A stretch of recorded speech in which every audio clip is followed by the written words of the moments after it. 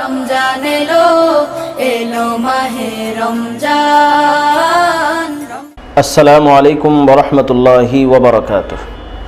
সুবর্ণভূমি studio থেকে আমাদের মাসব্যাপী নিয়মিত আয়োজন আলোকিত মাহে রমজান। আজ 18তম রমজান। দূরে কিংবা কাছে যে যেখান থেকে দেখছেন সকলকে স্বাগত জানাচ্ছি। আজকের এই পর্বে আমরা রমজানুল মোবারকের শেষ দশকের বিশেষ আমল ইতিকাফ, এই ইতিকাফ সম্পর্কে, ইতিকাফের পরিচিতি, ইতিকাফের ফাজাইল এবং মাসাইল নিয়ে আজকে আমাদের স্টুডিওতে আমাদের সাথে উপস্থিত হয়েছেন বিশিষ্ট আলেমে দ্বীন, আল জামিয়াতুল ইসলামিয়া দাওরাটানা মাদ্রাসার সিনিয়র মুহাদ্দিস মুফতি আরিফুল ইসলাম ফয়সাল হাফিজাহুল্লাহ। আসসালামু আলাইকুম ওরহমতুল্লাহি ওবরাকাতুহ। ওয়ালাইকুম আসসালাম ওরহমতুল্লাহি ওবরাকাতুহ। কেমন আছেন শেখ? আলহামদুলিল্লাহ, আল্লাহর রহমতে ভালো আছি। আপনি কেমন আছেন? আলহামদুলিল্লাহ। শেখ, আমাদের আজকের এই নিয়মিত পর্বে আলোকিত মাহে রমজান অনুষ্ঠানে আমরা আপনার কাছে সর্বপ্রথম জানতে চাইব যে রমজানুল মোবারকের শেষ দশকের যে বিশেষ আমল ইতিকাফের আমল, এই ইতিকাফের পরিচিতি এবং এর ফজিলাত গুরুত্ব সম্পর্কে যদি আমাদেরকে আলোকপাত করতেন। আলহামদুলিল্লাহ রাব্বিল আলামিন ওয়াসসালাতু ওয়াসসালামু আলা সাইয়্যিদিল আমবিয়া ওয়াল মুরসালিন ওয়া বা'দ। ইতিকাফ সম্পর্কে আমাদের জানা খুবই জরুরি।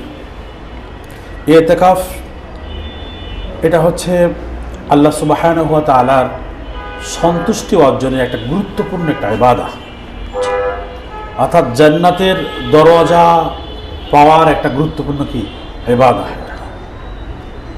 এই ইতিকাফ শব্দের শাব্দিক অর্থ হচ্ছে অবস্থান করা, নিজেকে আবদ্ধ করে রাখা, কোনো কিছুর সাথে লেগে থাকা, লেপ্টে থাকা, এর শাব্দিক অর্থ। পরিভাষায় ইতিকাফ বলা হয় যে কোনো একটা মুসলমান ইতিকাফের নিয়তে, সে পুরুষ, সে এমন একটা মসজিদ যে মসজিদের মধ্যে জুমা হয় অথবা 5 ওয়াক্ত নামাজ নিয়মিত জামাতের সাথে হয়, ইমাম মুয়াজ্জিন নির্দিষ্ট আছে, সেখানে ইতিকাফের নিয়তে অবস্থান করাকে ইতিকাফ বলা হয়। এবং মা বোন যারা আছে তারা তাদের ঘরে যে নির্দিষ্ট ইবাদতের স্থান আছে সেখানে ইতিকাফের নিয়তে অবস্থান করাকে ইতিকাফ বলা হয়। ইতিকাফ সম্পর্কে আমরা যদি কোরআনে কারিমে দিকে তাকাই তো দেখতে পাবো আল্লাহ সুবহানাহু ওয়া তাআলা কোরআনে কারিমের মধ্যে ইতিকাফ শব্দের কথা উল্লেখ করেছেন কয়েক জায়গায়। সুবহানাল্লাহ। নবী করিম সাল্লাল্লাহু আলাইহি ওয়াসাল্লামের কে বারবার বলা হচ্ছে যে বিভিন্ন হুকুম দেওয়া হচ্ছে, তার মধ্যে একটা হুকুম ছিল ওয়ালা তুবাশিরুহুন্না ওয়া আনতুম আকিফুনা ফিল মাসাজিদ, যে এই একটা বিধান যে ইতিকাফ অবস্থার মধ্যে তোমরা তোমাদের স্ত্রীর সাথে কি করবে না, মিলামেশা করবে না, এই একটা বিধান। তাহলে এখানে বিধান উল্লেখ করা হচ্ছে, এর দ্বারা বোঝা গেল যে ইতিকাফ একটা শিক্ষিত বিধান, কোরআনের শিক্ষিত বিধান। এবং শুধু তাই নয়, সাইয়েদনা ইব্রাহিম আলাইহিস সালাম, ইসমাঈল আলাইহিস সালামকে বলা হচ্ছে তোমরা ওয়াতাহির বাইতিয়া, তোমরা আমার ঘরকে কী করো, পবিত্র করো। কার জন্য?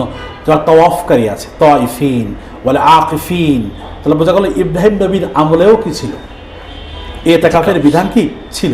সাইয়েদনা ইব্রাহিম আলাইহিস সালাম ইতিকাফ, ওই সময় তাদেরকে বলা হচ্ছে তোমরা ইতিকাফ কাজের জন্য আমার ঘর বাইতুল্লাহকে কি করো, পরিষ্কার পরিচ্ছন্ন পবিত্র রাখো। তারা বুঝতে পারলাম আমরা যে ইতিকাফের কথা কোরআনের মধ্যে কি আছে।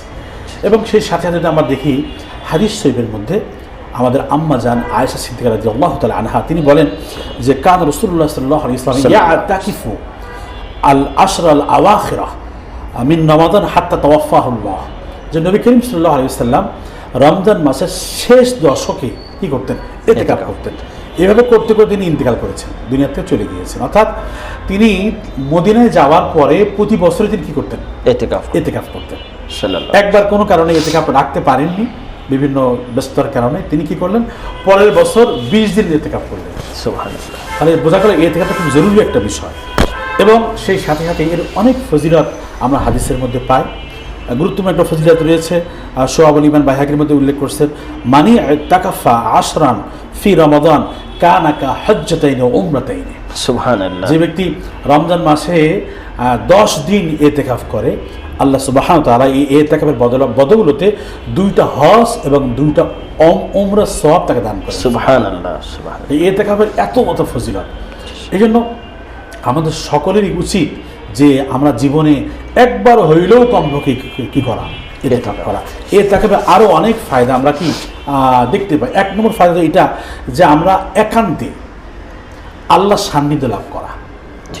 এতেকাফ মানে তো এরকম যে একজন প্রেমিক তার প্রেমাস্পদের বাড়ির দরজায় বসে থাকছে, ধর্ণা দিয়ে বসে আছে যতক্ষণ পর্যন্ত তার প্রেমাস্পদ তার কথায় রাজি হবে না, সন্তুষ্ট হবে না, দরজা খুলবে না, ততক্ষণ পর্যন্ত সে দরজা থেকে উঠবে না। সুবহানাল্লাহ। এই যে ইতিকাফকারী ব্যক্তি, সে একদম আল্লাহর ঘরে তার সব কিছু নিয়ে এসে বসে আছে আল্লাহর সন্তুষ্টি লাভ করার জন্য। ইমাম জোহরি রহমতুল্লাহ বলেন যে আমরা যারা আছি, আমরা উম্মত, আমরা ইতিকাফ করাকে ছেড়েই দিয়েছি আমরা, কিন্তু নবী সাল্লাল্লাহু আলাইহি ওয়াসাল্লাম এই ইতিকাফের এই ইবাদতে কখনো ছাড়েন নাই, নিয়মিত এই ইতিকাফ কি করেছেন, ইবাদত করেছেন তিনি। কিন্তু আমরা কি ইতিকাফের কোনো প্রয়োজনীয় মনে করি না। আমরা মনে করি এটা হলো কি, যারা বুড়া মানুষ আছে, সমাজে কোনো কাজ কাম নাই, অথর্ব মানুষ, এদেরকে হলো কি, তাদের ওযু রাখাও মুশকিল, পরিষ্কার থাকতে পারে না, মসজিদে প্রস্রাব করে ফেলে, হ্যাঁ, এরা কি করে, আমরা ওদেরকে দেখে দিই আমরা ইতিকাফ করতে। এটা উচিত না। উচিত সুস্থ শরীরে তারা ইবাদত করতে পারবে, জিকির করতে পারবে, তেলাওয়াত করতে পারবে, আল্লাহর সাথে মহব্বত ভালোবাসার সম্পর্ক স্থাপন করতে পারবে, এদেরকে কি ইতিকাফ করা উচিত। এক নম্বর ফায়দা হচ্ছে ইতিকাফের আল্লাহর সান্নিধ্য লাভ করা। আমরা তো স্বাভাবিক আমাদের অনেকেই ধারণা করে যে ইতিকাফ আসলে যারা বুজুর্গ আল্লাহওয়ালা তাদের জন্য, আলেম উলামা তাদের জন্য কি বলে ইতিকাফ, এবং এমনকি ইতিকাফের নামটাও কিন্তু আমরা অনেকেই শুদ্ধভাবে উচ্চারণ করতে পারি না। জি না, আসলে ব্যাপারটা হচ্ছে আমাদের এটা ওলামাকে আর বেশি বেশি বলার দরকার মানুষ। জি, ঠিক আছে, এই জন্য আমাদের বলার অভাব, মানুষ জানে না এগুলো, বোঝানোর দরকার মানুষদেরকে। 2 নম্বর, এই ইতিকাফ আরেকটা ফায়দা, সেটা হচ্ছে যে আমি যখন ইতিকাফ 10 দিন করব, তা অটোমেটিক আল্লাহ তাআলা আমাকে কি করবেন, এই লাইলাতুল কদরের মতো সুবহানাল্লাহ যে বড় একটা ফজিলত, 1000 মাস থেকেও বেশি ইবাদত করার সওয়াব এক রাতের মধ্যে আল্লাহ তাআলা আমাকে এই ইতিকাফ করার মাধ্যমে আমি পেতে পারি। সুবহানাল্লাহ। হাদিসের মধ্যে নবী কারীম সাল্লাল্লাহু আলাইহি ওয়াসাল্লাম বলেন, তাহাররাউ লাইলাতুল কদরি ফি আশরিল আওয়াখির মিন রমাদান, তোমরা রমজানের শেষ দশকে এই লাইলাতুল কদরকে তোমরা তালাশ করো। এখন যদি আমি এখানে শুয়ে থাকি, ঘুমিয়ে থাকি, খানা খাই, যে কোনো অবস্থা থাকি না কেন, আমি তো আল্লাহর ঘরে আছি, নিশ্চিতভাবে আমার আমল নামায় ইতিকাফের একটা ইতিকাফ করার কারণে লাইলাতুল কদরের একটা সওয়াব অটোমেটিক্যালি পেয়ে যাই। কত বড় সৌভাগ্যের বিষয় যদি আমি জীবনে 10টা এরকম ইতিকাফ করতে পারি, 10টা লাইলাতুল কদরের সওয়াব আমার আমল নামায় চলে আসে।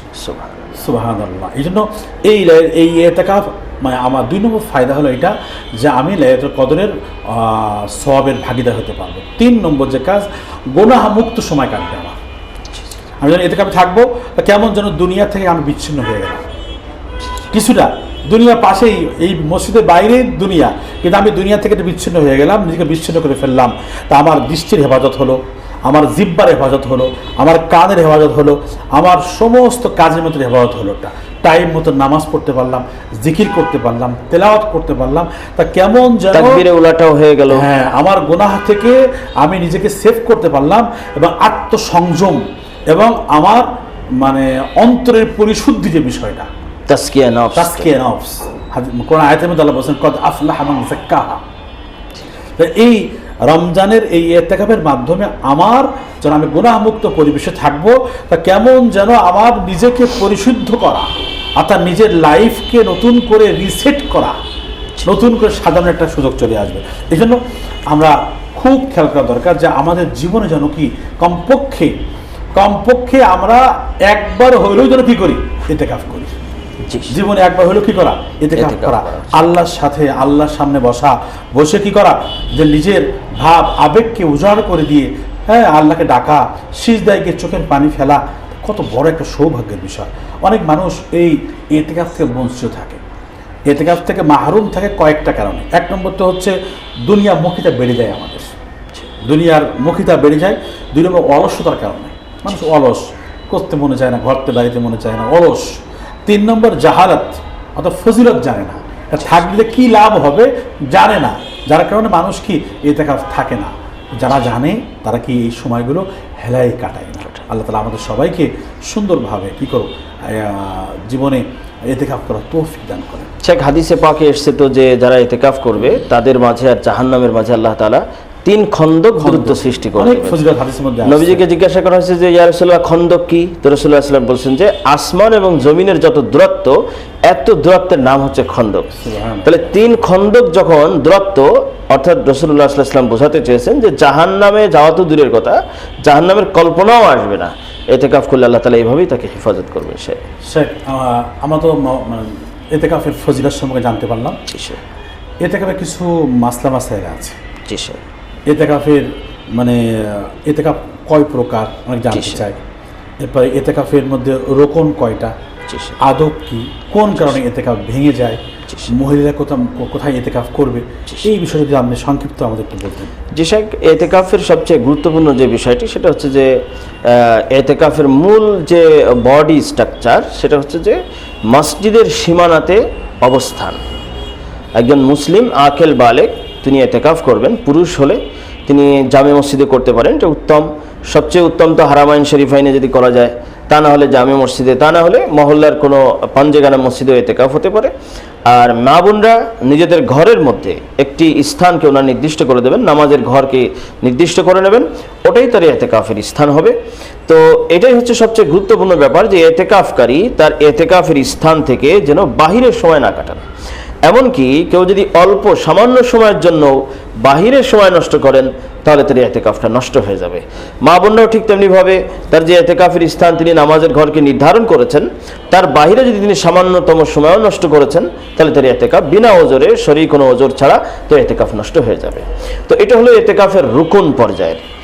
আর ইতিকাফের যে প্রকারগুলি আছে সে ইতিকাফ তিন প্রকার মোটামুটি আমরা পাই। একটা হলো যে ওয়াজিব ইতিকাফ, ওয়াজিব ইতিকাফ, আর একটা হলো সুন্নত, আর একটা হলো নফল বা সুন্নতে জায়েদা ইতিকাফ।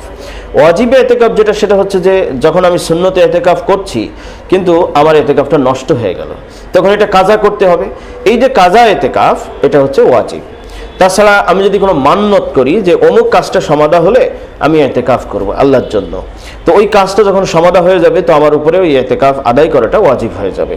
আরেকটা হলো যে নফলি ইতিকাফ, এটা তো সবসময় হতে পারে, এটার জন্য কোনো মাস বা সময় নির্ধারিত নেই। যেমন দৈনন্দিন আমরা যখন মসজিদে প্রবেশ করি তখনও কিন্তু আমরা ইতিকাফের নিয়ত করি, নাওয়াইতু সুন্নাতুল ইতিকাফ, যে সুন্নতে জায়েদা হিসাবে নফল ইতিকাফের নিয়ত আমি করছি। অল্প সময়ের জন্য, অল্প সময়ের জন্য হতে পারে, যে কোনো মসজিদে হতে পারে।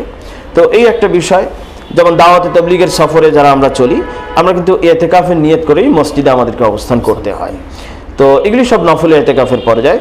আর সুন্নতে ইতিকাফ যেটা, এটার বিধান হলো এটা সুন্নতে মুআক্কাদায়ে কিফায়া আসে, অর্থাৎ কোনো মসজিদ মহল্লা, সেটা পাঞ্জেগানা হোক বা জামে মসজিদ হোক, এই মসজিদ মহল্লাবাসীর উপরে সম্মিলিতভাবে এটা সুন্নতে মুআক্কাদা।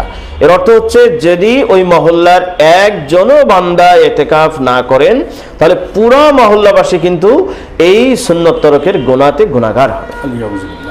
তো এই জন্য ইতিকাফ এটা হলো সুন্নতে মুআক্কাদায়ে কিফায়া এবং গুরুত্বপূর্ণ সুন্নত, যেটা আপনি শেখ হাদিসে পাকের আলোকে আপনি বলেছেন যে রাসূলুল্লাহ সাল্লাল্লাহু আলাইহি ওয়াসাল্লাম কিভাবে ইতিকাফ করতেন এবং উনি ইতিকাফ করেছেন সারা জীবন। ওনার ইন্তেকালের পরে ওনার বিবিগণ অর্থাৎ উম্মাহাতুল মুমিনিন রাদিয়াল্লাহু তাআলা আনহুম আজমাইন ওনারা কিন্তু ইতিকাফ করেছেন। তো এখান থেকে আমরা এই হাদিস থেকে কিন্তু মা বোনদের ইতিকাফের গুরুত্বের বিষয়টাও আমরা এখান থেকে উপলব্ধি করতে পারি। শেখ, তো যে বিষয়টা ইম্পর্টেন্ট বিষয় সেটা হলো যে ইতিকাফ যখন আমরা করব তখন আমাদের ইতিকাফটা ভেঙে না যায়। তো এই জন্য ইতিকাফ ভঙ্গের কারণগুলি আমাদেরকে জানতে হবে। সেটা হলো শেখ, ইতিকাফের স্থান থেকে যদি আমি বাহিরে চলে যাই বিনা ওজরে তো আমার ইতিকাফটা নষ্ট হয়ে যাবে। ওজর বলতে বলতেন আমাদেরকে, ওজর কেমন ধরনের ওজর? জি, শরীয়ী ওজর। শরীয়ী ওজর যেমন মসজিদ ভেঙে গেছে, তো এখানে তো আমি অবস্থান করতে পারছি না। মসজিদ কমিটির সিদ্ধান্ত যে এখনই একটু বের হতে হবে, কোনো জরুরতে আবার ঢুকতে হবে, এই ধরনের ইত্তাকার এবং শরীয়ত যেখানে ছাড় দিয়েছে, যেমন ইস্তেনজার জন্য কেউ ওজুর জন্য গেল, শরীয়ী ওজর যেটা আছে সেটা তো আলাদা, কিন্তু শরীয়ী ওজর ছাড়া বের হলে ইতিকাফ নষ্ট হয়ে যায়।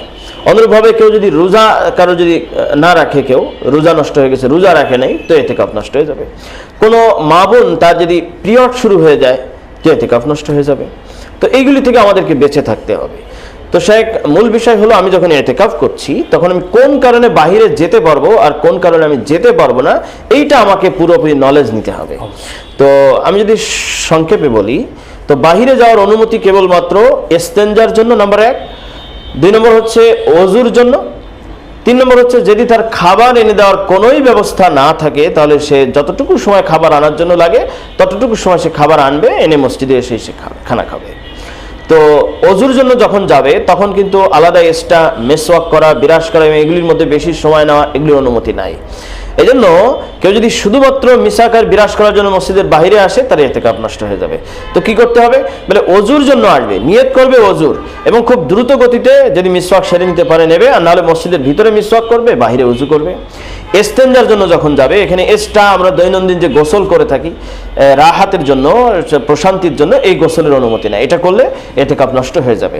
তো অনেক সময় আমাদের এমন হয় যে প্রচণ্ড গরম, ঘামের দুর্গন্ধ, অস্বস্তিকর পরিবেশ, তো এটা যদি একেবারে অসহনীয় পর্যায়ে চলে যায় আর মসজিদের ভিতরে গোসলের যদি কোনো সুযোগ না থাকে তাহলে তিনি কি করবেন, তিনি ইস্তেঞ্জার উদ্দেশ্যে বের হবেন।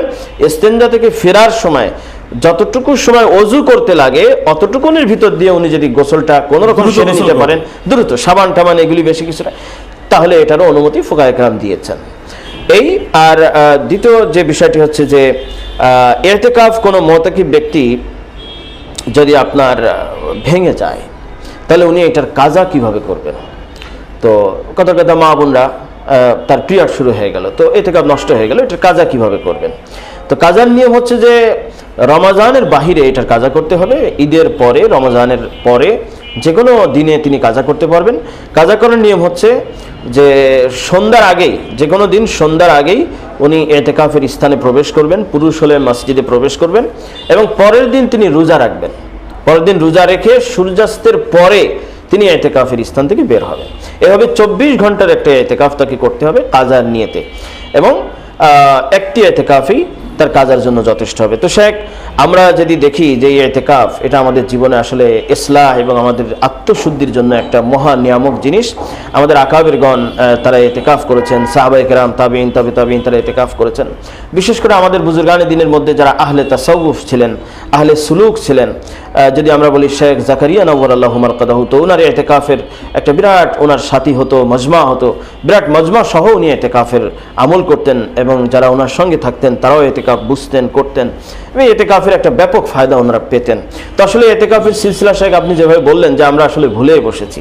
আমি যদি আমাদের যশোরের অঞ্চলের কথা একটু উল্লেখ করি, তো আমাদের যশোরেও কিন্তু আমরা ইতিকাফ, আমাদের মুরব্বীরা বলেন যে আমাদের এই অঞ্চলে ইতিকাফ একসময় ছিল না।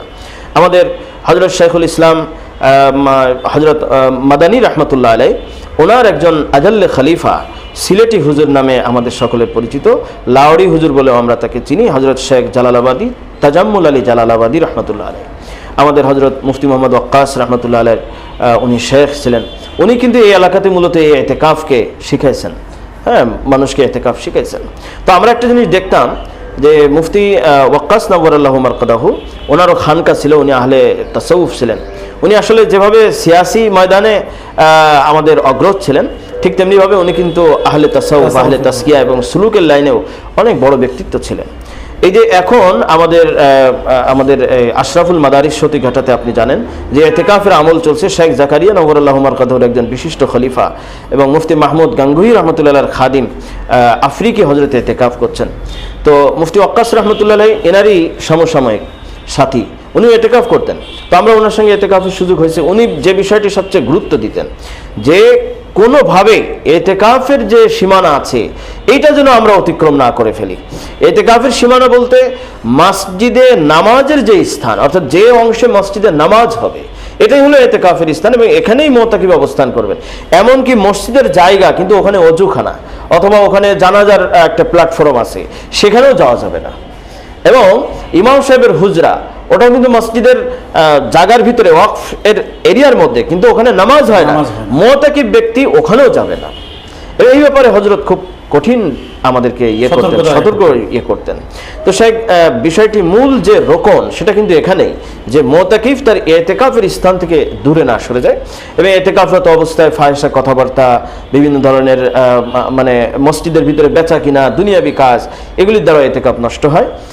এগুলি থেকে আমাদেরকে বেঁচে থাকতে হবে। আল্লাহ তাআলা আমাদের সকলকেই সুন্দরভাবে ইতিকাফ পালন করার তৌফিক দান করেন। সুন্দর কথা বলেছেন। আমরা ইতিকাফ অবস্থার মধ্যে কি আমল করব, অর্থাৎ ইবাদত বন্দেগী রিলেটেড যেগুলো আছে এগুলোই করবো আমরা, নামাজ, জিকির, তেলাওয়াত, এইগুলোর বিষয়ে আমরা করবো। জি, স্যার। অনর্থ কথাবার্তা বলবো না, গল্পগুজব করবো না। আরেকটি বিষয় শাহেখ যদি আমি অ্যাড করি, সেটা হলো যে আমরা ইতিকাফের দৈনন্দিন আমলের মধ্যে মোরাকাবা মানে কিছু সময় কেবলমাত্র আল্লাহর জন্য ধ্যান করা, এইটা যদি আমরা কন্টিনিউ করতে পারি, এটা দ্বারা আমাদের আধ্যাত্মিক উন্নতি হবে। তবে শাহেখ একটা মাসালা কিতাবে লিখছে যে ইতিকাফকারী যদি মনে করে যে চুপ থাকা ইবাদত এবং এই জন্য সে চুপচাপ বসে থাকে, তাহলে আবার এটাকে মাকরু বলছেন। ইতিকাফকারী চুপ থাকা আসলে এটা কোনো অনুচিত, এটা সে দিলে দিলে জিকির করবে, মোরাকাবা করবে, জবানি জিকির করবে, তিলাওয়াত করবে। সে একদিন এমন হয় সে তেলাওয়াত করতে করতে ক্লান্ত হয়ে গিয়েছে, জি জি, একটু রেস্ট করছে, জি বিশ্রাম করবে, না না না না বিশ্রাম করবে, মানে সে যদি মনে করে চুপ থাকাটা ইবাদত, জি জি জি, তখন এটা জি শাহেখ, এটা জি, খুব সুন্দর কথা বলছেন মাশাআল্লাহ। তো আলহামদুলিল্লাহ, সুপ্রিয় দর্শক শ্রোতা, আমরা আমাদের শাহেখ থেকে অত্যন্ত গুরুত্বপূর্ণ আলোচনা শুনছি এবং ইতিকাফের ফাজাইল এবং মাসাইল সম্পর্কে আমরা জানতে পেরেছি। ইনশাআল্লাহ আগামী পর্বগুলিতেও আমরা আপনাদের জন্য জীবন ঘনিষ্ঠ বিভিন্ন আলোচনা নিয়ে আপনাদের সাথে উপস্থিত থাকব। সেই পর্যন্ত সকলেই ভালো থাকুন। আসসালামু আলাইকুম ওয়া রাহমাতুল্লাহি ওয়া বারাকাতুহু।